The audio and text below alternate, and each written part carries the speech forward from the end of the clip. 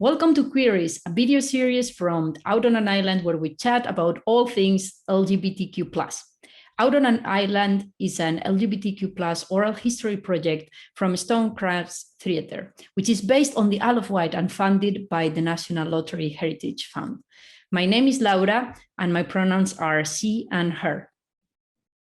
And my name is Melissa. My pronouns are she and they.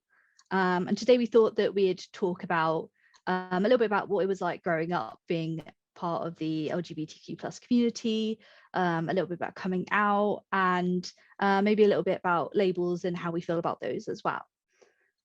So when did you first kind of get a sense that you were part of the LGBTQ+ community?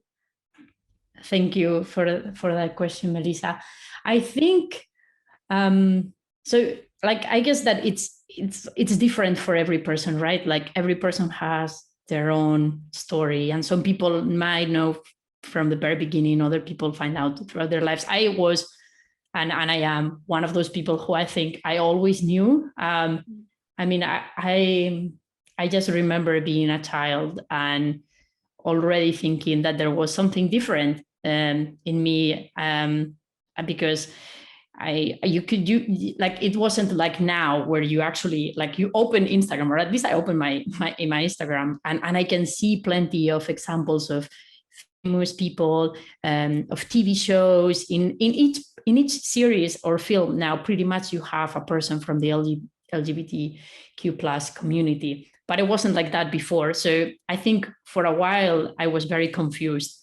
I even thought when I was a kid that you had to be a man in order to be able to like women.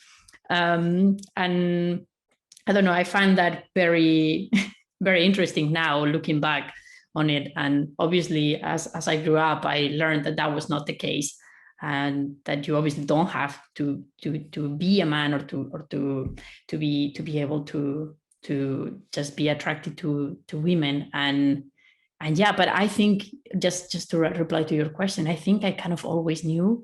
At least I don't remember any moment where I wasn't, or I didn't feel like something was different. It's true that as I was growing up as a teenager, like I also went through the phase where you just go along with what most people are doing. So you tend to believe that you are not part of the LGBTQ+ community until you realize and you accept yourself. What about you? So looking back, there were probably signs that something was going on, but it wasn't a question that I ever asked myself, or even a sense that I had about myself. Like I remember being very confused about what a crush was and what that felt like. When I was like, because I was like around 11, 12, I think that's about the age you kind of start getting crushes on people. And my friends would ask me like, oh, who do you have a crush on? And I couldn't answer because I was like, I don't know, no one. What is that? And I remember being really confused about that. And so I kind of just picked someone and decided that I had a crush on them. That someone was Bryan Adams, the singer. Because I just watched the film Spirit, Stallion and Cimarron, and I liked the songs. So I decided that I had a crush on Bryan Adams, which didn't really work out the way that I'd hoped, because my friends found that quite amusing, as you can imagine. But then later on, like I kind of started like learning about the fact that there were other kind of sexualities other than just straight, and I kind of started being aware of that but not thinking about it in relation to myself, until I think I was 14 and I was out in town with a friend of mine, and I saw someone from the back, and then I kind of nudged my friend and said, oh, he's kind of cute. And then the person turned around and it was a woman, and my friend took this opportunity to tease me, and kind of tease me like, oh, you like women, like you're bisexual, you're gay. And I was like, no, I'm not. And it kind of, I think it was a case of like, doth protest too much, because I was quite adamant. But I think that was kind of when it started being a question that I think I thought about in relation to myself. And that's when I kind of started interrogating the way that I looked at people, and kind of the way that I felt about people. And that was when I was 14. And then kind of something that kind of was percolating at the back of my mind for the next kind of few years, until I kind of figured like, yeah, no, I am attracted to not just men. And then so I kind of came kind of partway out of the closet then, when I was about 16, because I came home from school. And then it's quite funny because it never occurred to me that it was something I shouldn't do, or it never occurred to me that it was something I needed to be worried about. I came home from school and I walked into the kitchen. I said to my mum, I like boys and girls. And she was quite like, she didn't care at all. She was just like, oh, okay. What do you want for dinner? And that was kind of it. But it never occurred to me that I should be worried about telling her, which I suppose is a testament to my mum and her parenting. So, and then I told my friends, and my friends were quite excited and happy for me. I remember one of them actually screamed and threw herself at me and gave me a big hug. So that was kind of my first experiences with coming out. And I think in a lot of ways I'm quite lucky that they were so positive, because that kind of, I think that set me up in a way to kind of feel okay about it. And then my sister found out about a year later, because one of my friends was at a club and saw her, and he'd been drinking quite a lot, and like shouted across the dance floor at her, your sister likes girls. Oh wow. And then told me the next day, like, I'm really sorry, I said this to your sister, so she knows. Like, had you told her already? I was like, no, I hadn't. So she didn't live with us at the time, so we kind of met up in town to go shopping, and kind of sat on the wall in like the main like kind of town park. And I kind of brought it up like, oh, my friend tells me that he saw you at the club the other night. She's like, yeah, I did see him. He was quite drunk. And I was like, yeah, and he said that he told you that I like girls. And she said, yeah, he did tell me that. And I was like, okay, well, I just want to let you know that that's true. And she's like, okay. And again, that was it. It was quite like no big deal. So those were kind of my first experiences with coming out. What was like coming out like for you, like kind of initially?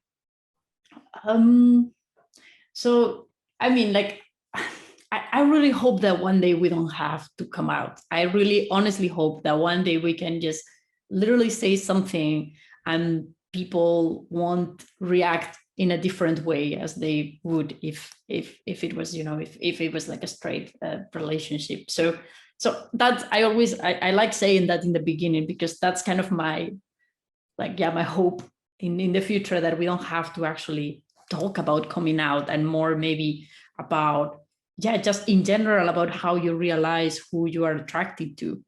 But I think, so I think most of my experiences were quite positive in the beginning. I think I've changed a lot the way I tell people. Like in the beginning, obviously it was like this huge thing, because I didn't have, back then, I didn't have many friends in the community. So I was one of the first ones to say something. With years, I like more people have come out, and that's great, because like a lot of them have told me like, well, it was a bit easier because someone in the group had already done it, and in the beginning, especially in my close group of friends, like nobody had really said anything. So I told my friends before I told my family. And I think overall, I mean, and also knowing how bad other people's experiences are, I think mine have also been pretty positive. Like my friends were supportive. Maybe in the beginning, like just a bit surprised. And I think also there is that we've done a lot of progress when it comes to sexuality. I think we are still behind when it comes to gender identity. I think that also even within the community, we've honestly left behind transgender people, non-binary people, and now we're slowly like changing, and actually we're making it more visible. But it's true that even within the community, it's still something that needs to get more attention. And I think most of my friends, they didn't really have any kind of problem with my sexuality. I am cis, so I think that's also that I don't know what the experience of not being cis is like, but I can definitely tell that it would have been way harder if that had been the case than just pure just having a different sexuality. And with my family, it was also positive overall. I think they needed some time to understand what it actually meant. I think I mean I wasn't even able to actually articulate very well who I liked or you know how I would define myself. And that's I think where this notion of labels started to like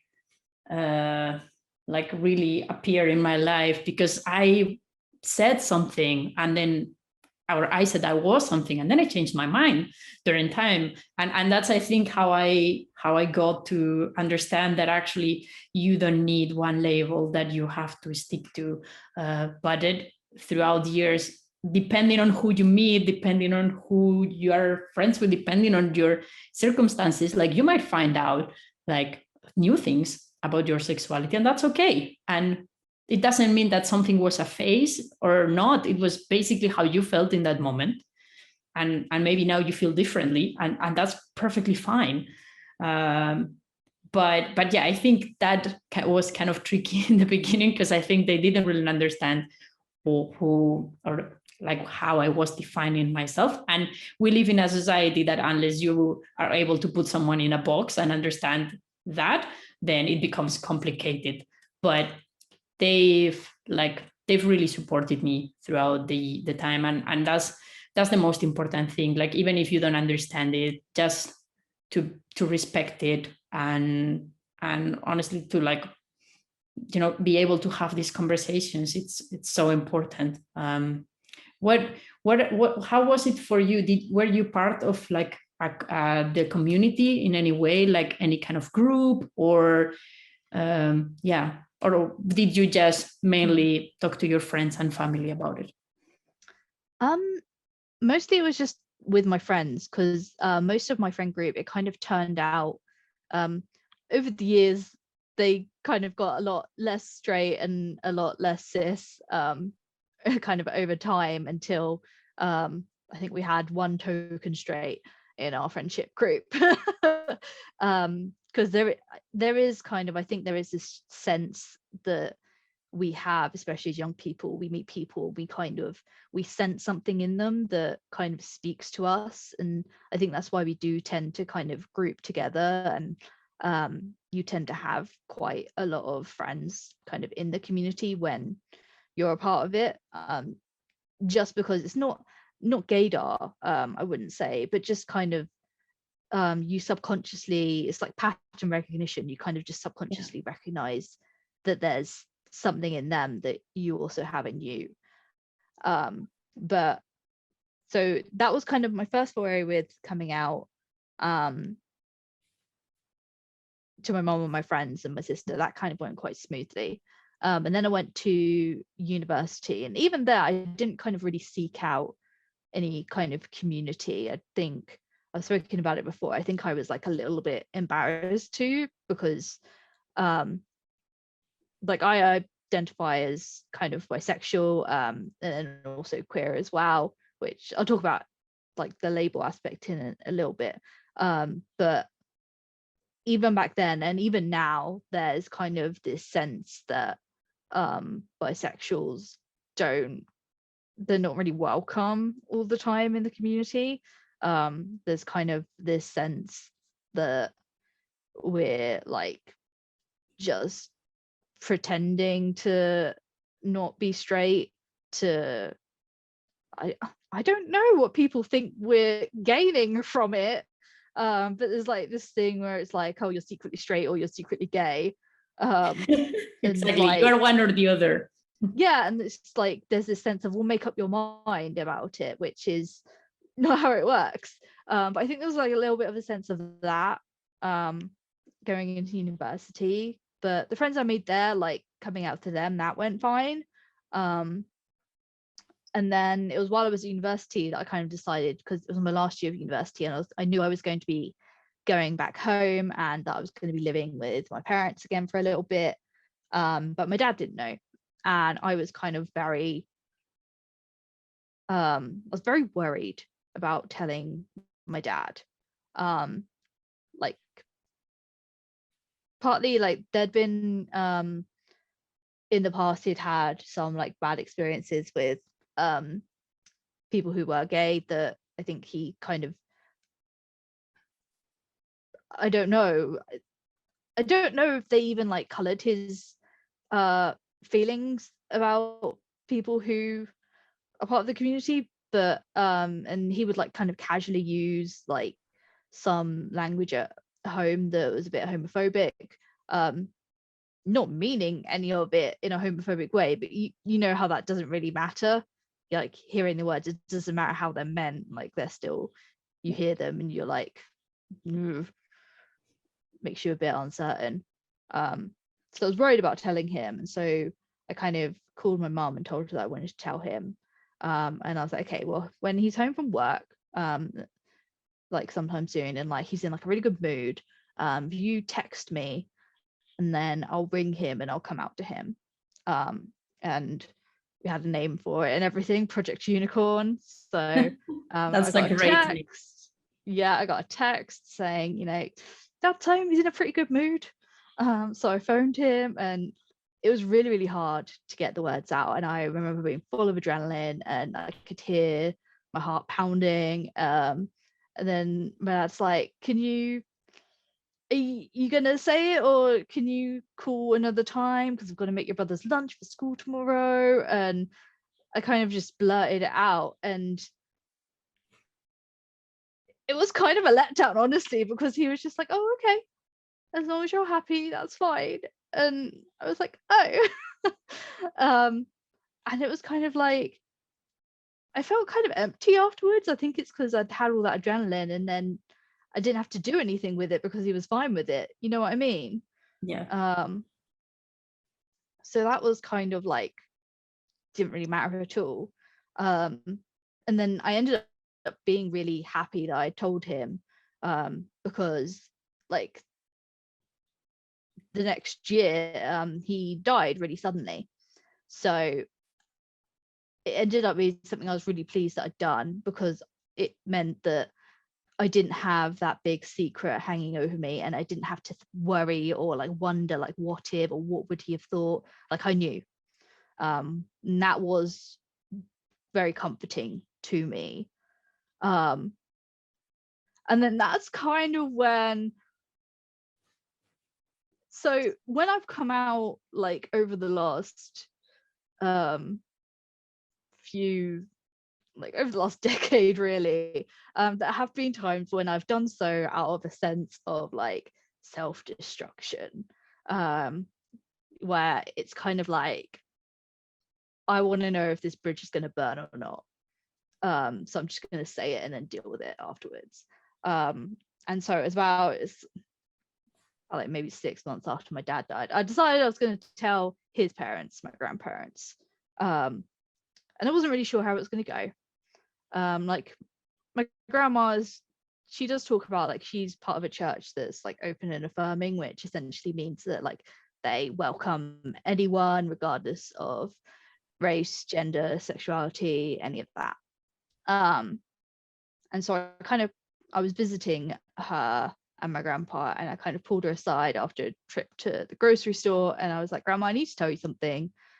I was dating someone at the time, and I basically told her, like, you know, my best friend that I talk about, like, she's not just my best friend, she's my girlfriend. I'm bisexual. And she was quite chill about it. But I did it because like they were one of my links to my dad. And at that point, like, I'm still grieving heavily. And I think I had this sense of like, well, I need to know now if this is going to be a problem. Because if I'm going to have to lose them, then I'd rather just get it out of the way rather than waiting and waiting. I turned out being fine. Like, Grandma was quite chill about it. She's like, I love you very much as long as you're happy. And then she's like, do you want me to tell Grandpa for you? And I was like, yes, please. Because I could do Grandma, but I was like, that's enough courage for today. So, and I assume she told my grandpa, because he kind of had his little his like walker, and he was like strolling past me into the kitchen while I was on the couch, and then he stopped and he patted me on the knee and he goes, Grandma told me about your special friend, and I just want you to know I love you very much, and that will never change. And then on he went on his way. And that was really, really sweet. It's one of my favorite memories of him. So, and that was kind of after they knew. I kind of didn't care if anyone else knew, because there's certain people in your life where I think if they know, then it doesn't matter if anyone else knows. And for me, that's been like my parents and like my grandparents. So they knew, like my immediate family knew, and then it kind of got out to the rest of the family, like in bits and pieces, and that was all fine. But then this last year, in lockdown, I had a lot of time to think about my gender identity, which I'd kind of been avoiding thinking about, I think. And it kind of came to the conclusion that I don't really feel like I have a gender at all. I don't feel gendered. And kind of, I describe myself as like non-binary or agender, which is basically like no gender. And I felt a lot more nervous telling people about that than I did about telling people about my sexuality, just because it's much less understood, and I wasn't even coming out as like a binary gender. It wasn't like very clear cut, so I couldn't just point to, oh well, I want to be just this gender. It was kind of like, well, I don't have a gender at all, which isn't as easy to understand, I don't think. So, and I kind of, part of coming to understand that was that I'd made a lot more friends who were trans and non-binary and gender non-conforming, so that having friends who kind of were doing that kind of work on themselves and thinking about their gender, and talking about the ways in which they thought about gender and the ways in which they related to it, kind of opened up a space for me to start thinking about it more concretely than I had before. And so it was easy for me to talk to them about it, and to kind of say, well, I've been thinking about my gender and this is how I feel, and do you have advice? And like, can you talk this out with me? And they were quite happy to do that. And then I told my sister, and again, very, very nonchalant about it she was, but I was very, very nervous about it. But she was really kind of accepting, and didn't have any problems with that. So then I told my mum as well. And again, she was like, I don't really understand it, but okay.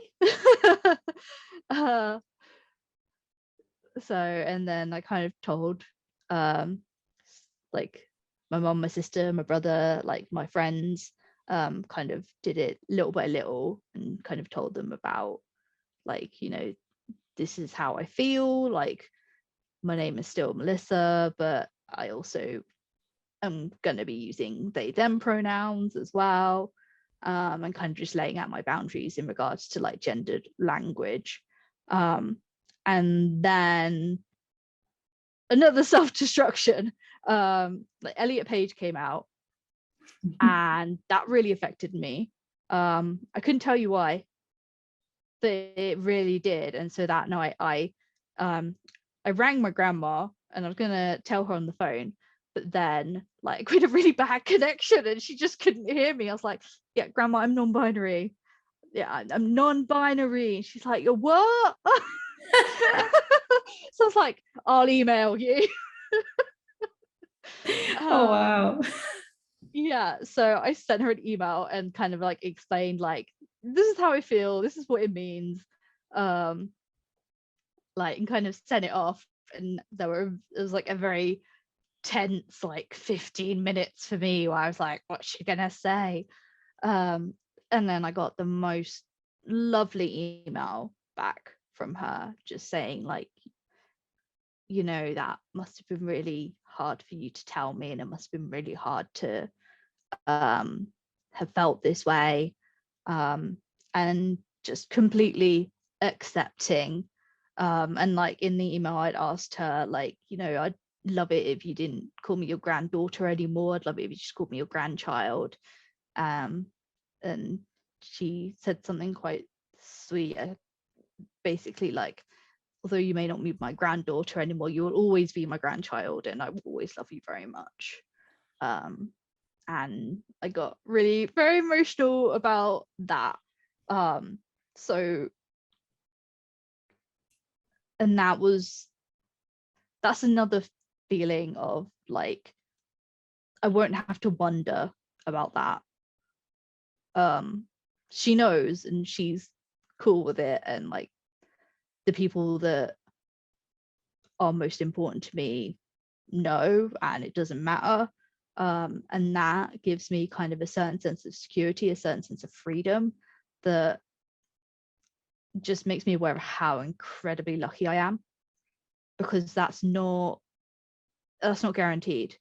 Like, I've had really a quite abnormal experience, I think, with coming out, because my coming out experiences have pretty much been positive, and that just makes me so aware of kind of the privilege there is in that, and the fact that that's not a guarantee for people, that there's so many people out there who've had experiences that have not been like that at all. They've been the opposite. And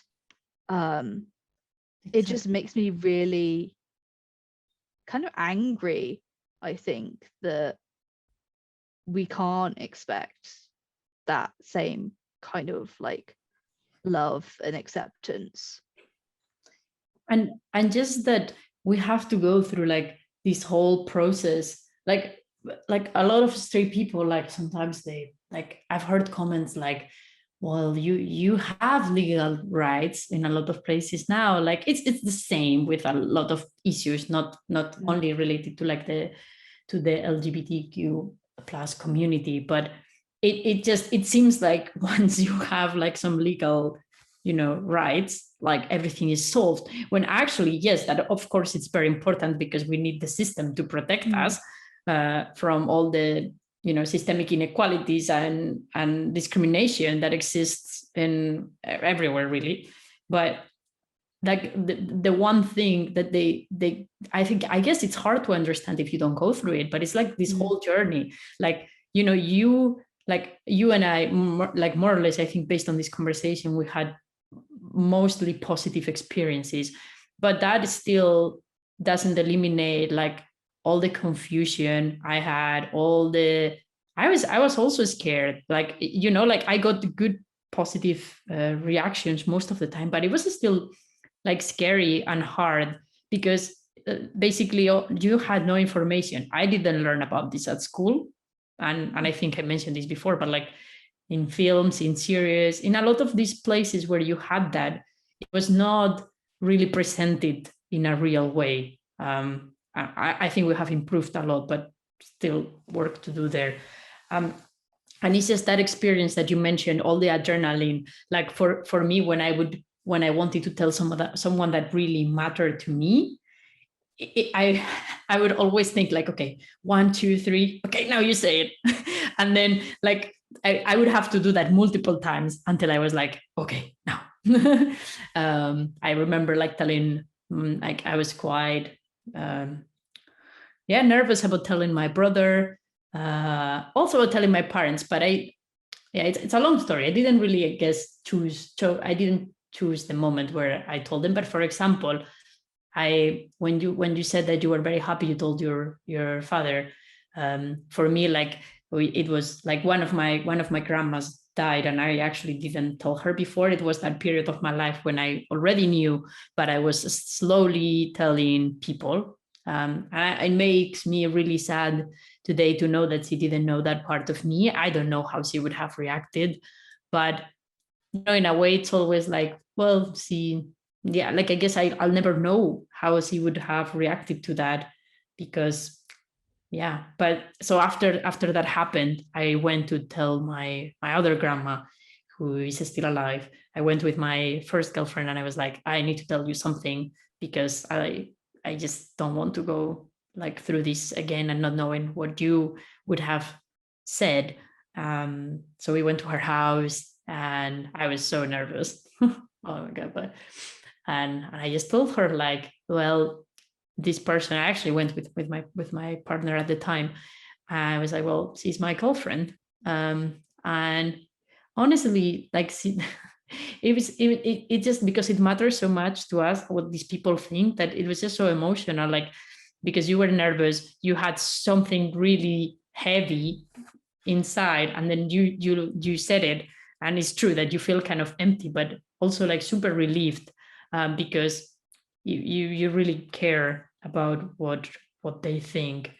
And I think, well, now I guess, or at least, since I was like 18, I think 19 probably,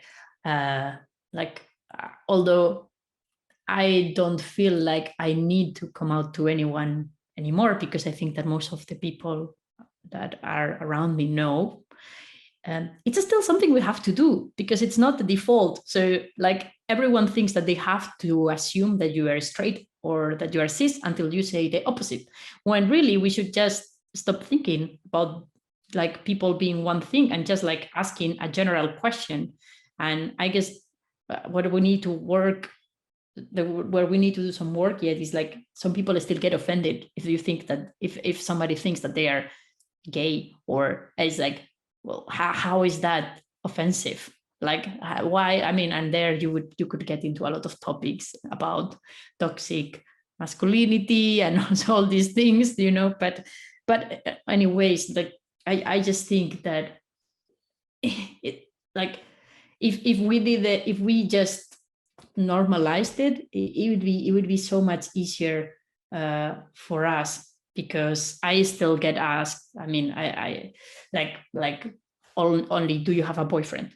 And it's never like, I mean, some people are slowly kind of internalizing this and saying, do you have a partner, or are you with somebody, but it's still a lot of work to do. And I think the hardest thing as well for me has been the assumptions and the questions that you get.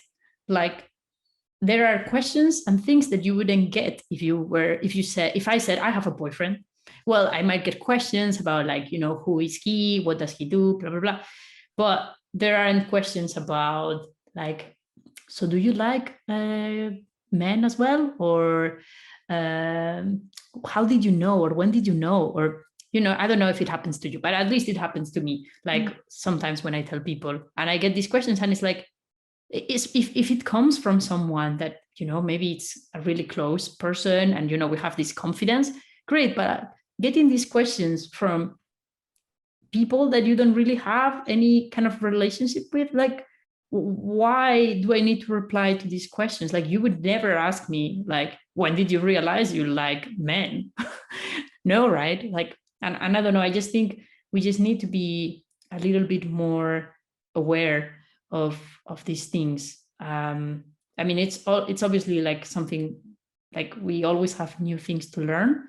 And even myself, like, I still need to learn a lot more about other identities, other sexualities, but it's my responsibility to do that. I don't expect people to teach me about it, although if I have the chance to ask politely, if I like, that's great. But it's up to us to, like, there are so many resources that you can learn from now, that we have to stop putting, like, the weight of explaining these things always on the other person, the person that is actually experiencing the discrimination, or the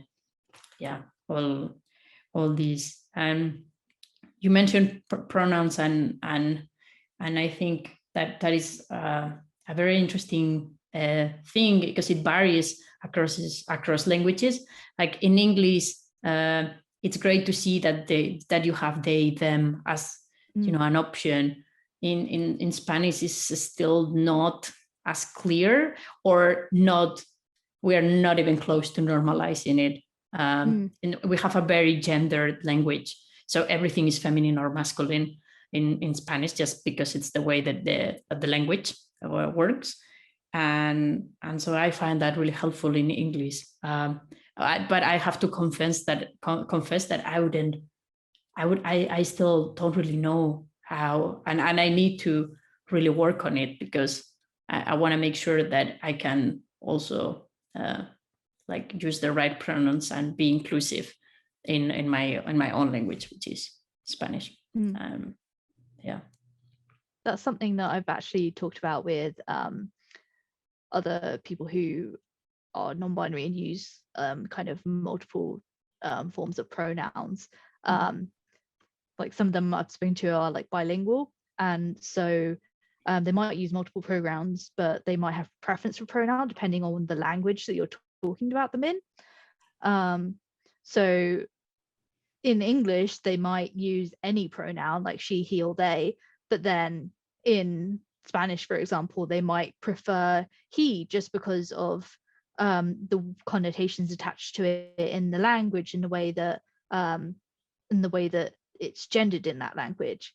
And it's really interesting, kind of those conversations, like, as I only speak English, so that's something that I don't quite understand, so I wouldn't know how to ask to be spoken about in other languages. You kind of just have to trust that the person talking about you is doing what they think is best, or is being as respectful as they can be, because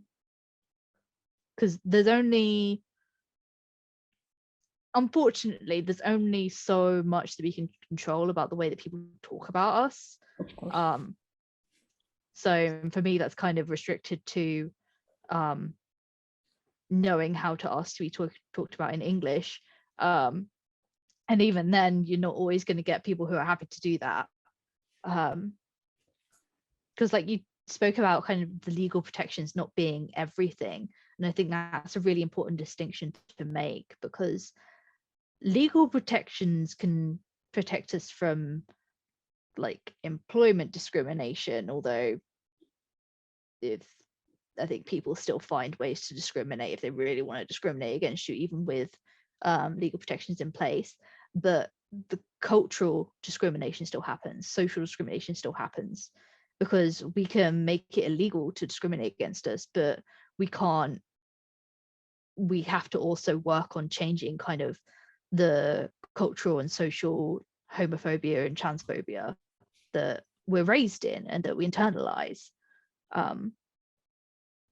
Like talking about insulting questions that we get asked, like, I don't know about you, but something I've been asked before was, who hurt you? When I told them that I'm bisexual, who hurt you? Like, how is that a question you ask somebody? Like, no one hurt me. Yeah. Who hurt you that you asked that question? It's either who hurt you, or like they check whether you have been with like a man before, so you've had the experience, so that you can, you can only be, apparently according to them, like bi, or like the like not be straight, basically. Only if you have experienced it, and then you say you don't like it. Like, it doesn't work like that. You don't have to experience something to be someone.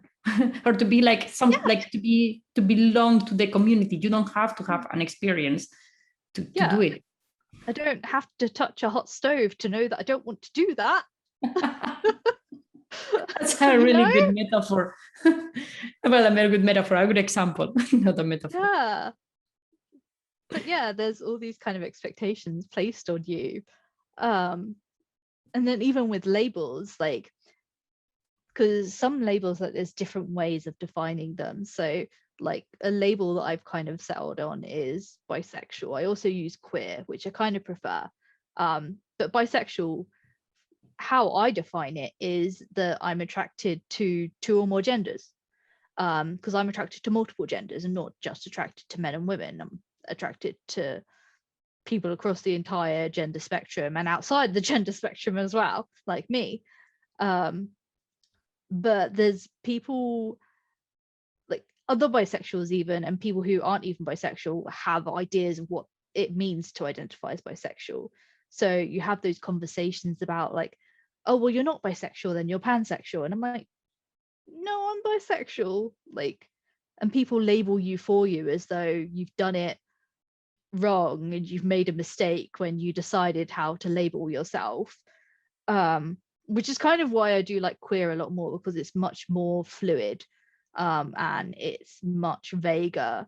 And also I think it's more frustrating for people outside the community to understand, and I kind of like that. It's like, make them put the work in. And there's also, like, with queer, I think there's also a certain kind of politics that are kind of inherent to identifying as queer. So when I talk about the queer community, I'm not necessarily also talking about the LGBTQ plus community, because there's people who do identify as queer. There's kind of a shared kind of, I don't know, there's a different shared sense of community under that, because you're not all the same, but you're still kind of identifying with what it means to be queer and what it means to call yourself queer and to reclaim that word. And it's kind of a bit of an in your face word, I think, which is also, I like that about it. But yeah, but so with labels, I like labels because they let you find a community. So I can look for a bisexual support group and I'll be able to find that, and I'll know that there's people in that group who have like similar experiences to mine, and that they'll get what I'm saying when I talk about what it's like to be bisexual.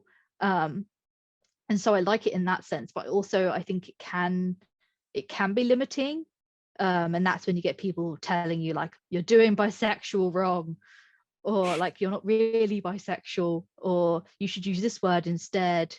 But I also dislike people who tell you shouldn't use labels, because labels are so personal, and they're how we voice the things that we can't put words to. I think the way that we choose the language we talk about ourselves in. So you have to let people choose labels for themselves, or to choose not to use labels for themselves. You can't label people for them or unlabel people for them. There has to be consent, and there has to be a sense of agency when you're choosing the words that you talk about yourself with. Yeah, you should, I think you should never force any label on anyone, and just respect how they define themselves. Even if you have a different understanding of what a label is, don't question it. Like, you can say how you feel about a particular label, but don't question who they are, or how they feel. Like, that's up to each one of us to decide, and it's not up for questioning within the community and out of the community. Like, we should just respect that. It's our own decision. And I agree with you on the word queer. I kind of like it as well, because it's an umbrella term.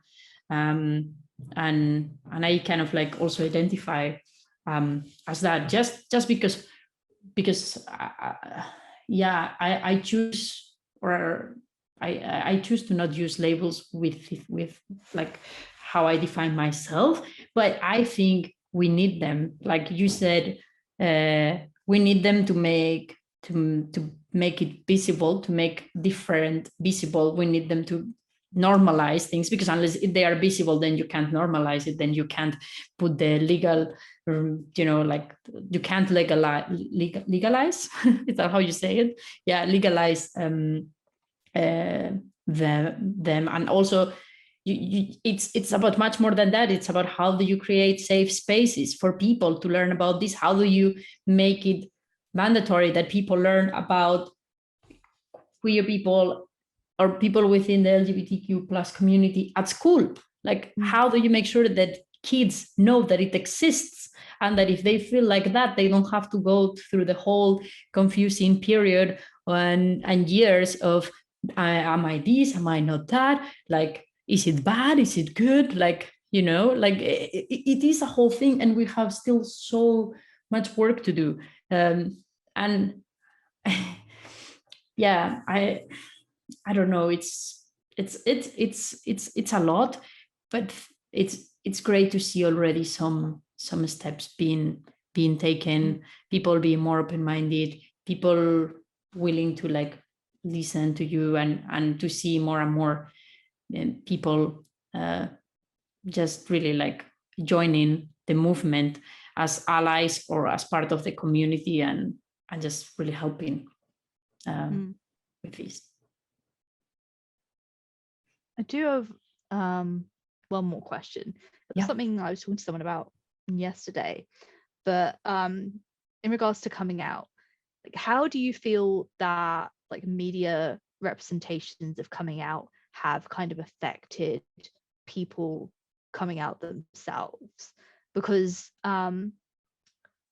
like, I think part of why I was quite uncertain about coming out sometimes has in some ways been influenced by the fact that in a lot of films mostly it's gone badly. Like, when you watch like kind of films and TV, coming out is kind of just a source of kind of drama, and it becomes kind of just portrayed as quite a negative experience. I think we're seeing more positive experiences now, and I think we're beginning to see like representations where it's not even a thing, where they don't come out, they just suddenly like are dating someone that they hadn't dated before, or they're dating a different gender that they hadn't dated before, and that's kind of just, it is what it is, which I quite like. I like that we're having these different portrayals of coming out, because it's really complex, and like, we come out every day, right? Like, I'm constantly coming out to new people, and I'm constantly having to make that choice about whether to come out or not. Like, if I start a new job, I have to decide whether I can come out there. If I go to the doctor, I have to decide whether I can come out to my doctor, if that's something that's required. So it's always stuff that it's something that you're always kind of thinking about, and making kind of risk assessments for, essentially. But I guess I'm just wondering, like, how do you think that the way that coming out is portrayed in the media affects people who are in the community and like looking at these portrayals? I think it affects us massively, because like if we only have examples of dramatic stories, like that's also what holds us back when we want to tell someone, because you think that you're going to have to go through that, and especially in the beginning, and if you're young and if you don't have like, because once you start telling people and you start building this support bubble, let's say, then you are much more confident to tell other people, because you know that no matter what that person thinks, or you know whatever they tell you, you know that you already have like all these people who are with you. But the hardest moment is the first one, when you don't know. Imagine if that's a horrible situation, like that's if it doesn't go out well, then yeah, like you're gonna have to, you know, like you are always gonna be a little bit scared to tell other people. And I think that when you only have examples of that, then it I think first, it's not encouraging for people. It's not encouraging people to come out. So you might wait longer, or some people might not even think about it because of the whole drama that, you know, it seems to come together with that. It's also, I think it has also been very bad for the other side. So the people who receive the news, in like, they don't know how to react. And, you know, based on films and movies, if you have only seen that as an example, then you might react very similarly. And I think it's very positive to see now series and films where people just directly, you know, one way or another, you find out that they might be gay, or, you know, bi, or anything, and you don't have that big boom announcement. Because also something I would say is that, like, of course it's bad when somebody, you know, thinks about it in a negative way, but it's also equally bad when somebody is like too like positive, or too like, you know, like, oh my god, this is the best. It's like, I don't need that. I just want you to, like, you know, to like react the same way you would react if it was, you know, I don't know. Like, I don't know if you've had that experience, but I definitely had people who were like, oh my God, you are so cool, blah, blah, blah, or things like that. And it's like, I'm not cool. Like that, this doesn't make me cool. This just makes me a person that likes like a woman. That's it. Like, and I don't know, like I just want it. I just want for this to be normalized, so that we can just say like, oh great, like how did you meet? I don't know, like something like that. The same thing you would say if it was a man. Yeah. I think that having like portrayals of coming out where it goes well, or where they don't even have a big coming out scene at all, they just are themselves, I think that's helpful in creating a society in which we start to see people being bi or gay or pansexual or lesbian or any kind of different sexuality, or any other kind of gender identity, where we see that as just part of the normal way of being, seeing it portrayed as if it's not a big deal, or not that it's not a big deal, but as though it's not a source of drama. I think that helps kind of condition society to view it that way as well. But I think that also helps, like, even if you do have a bad coming out experience, I think it can help to see it portrayed like in the media positively, because then it teaches you that no, it's not the people that you came out to that took it badly, they're not correct. Exactly. You know, like, it is fine, there's nothing wrong with you.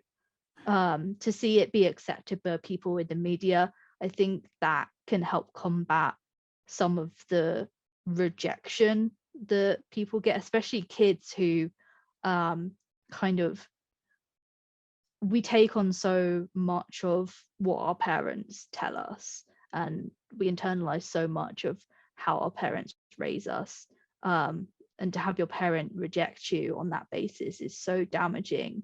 But having representation in the media to combat that rejection and to teach kids that that was awful, but that's not how it should have been. That was about them. That's not about you. You know? Yep. It's so important. Like seeing that, you know, even if you have that bad experience, like there are other people who are going to react like that, and like those, like you will also have support. And yeah, I think what you just said now, it's so important, like knowing that it's not that there's something wrong with you, but that, you know, it's them who have a problem, because we should never be judged or, you know, on who we love. Like we have enough problems as well in the world at the moment as well, to make who we like and love a problem. I don't know how this all happened, but yeah, I think we need to stop. Yeah. Okay. Do you have any more thoughts you want to share, or anything you didn't get to say? I guess maybe just as like a final like point, just to like people, I guess maybe they are wondering like what can they do to help. I guess I'm also interested knowing what you think, Melissa. But I think like the first thing is just to really listen and to not assume things. Do not assume that somebody is something. Like even you know, if I said like, oh, I have a girlfriend, don't assume as well that because I have a girlfriend, like I only like women or I like all women. Like just try to, like, you know, be open and just honestly like listen to me. And I think raise awareness, like if it's possible, when you see a situation, you know, of discrimination, like speak up. Like I think that it's very important, of course, to always be safe. And you know, it's true, there are still many situations in which, and in many places where, you know, it's not safe, and you always should assess that in each occasion. But like if you can speak up and tell your friends if they do make jokes or bad comments, like, you know,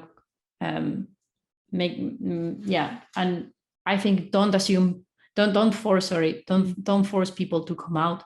Let them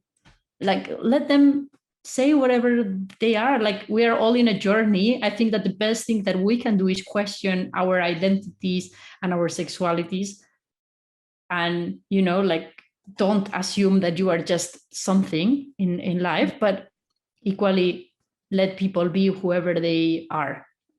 And I would say, like, just as the last point, maybe like to support, build safe spaces, and help bring these stories, like this project, like that helps bring stories to life.